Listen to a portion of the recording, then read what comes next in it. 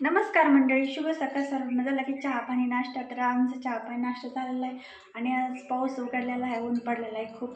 राहिल्यानगर जिल्ह्यामध्ये खूप असा पाऊस होता, घराने पाणी शिरलेलं आहे आणि इथं आमच्या तळ्याला पण भरपूर असं पाणी आलेलं आहे. तर काल आम्ही गेलो तर बुरानगरच्या देवीची यात्रा होती, तिथून मी काय आणलं तुम्हाला दाखवते. हे आणलेले आहेत बांगड्या, पहा 50 रुपयाचे 4.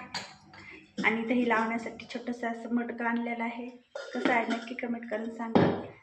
आणि हे आणलेलं आहे 300 रुपयात 2 बेलणी आणि पळपट असं आहे. पहा, हे पोपईचं झाड आहे आणि त्याला अशी पोपई आलेली आहे छान अशी. आपल्या घरच्या खायला अशा वेगळ्याच लागतात. 4 निघाल्या आहेत, छोट्या छोट्याच आहेत पण मस्त अशा गोड आहेत. आज पाऊस उघडला की ते कडक असं ऊन पडलंय आणि किती सुंदर असं वातावरण झालंय, एकदम हिरवंगार. तर पावसाने कांदे भिजले होते, ते असे उन्हात टाकलेले आहेत पोर्चमध्येच. तर असे क्यूट क्यूट आमचे माऊची पिल्ले आहेत का.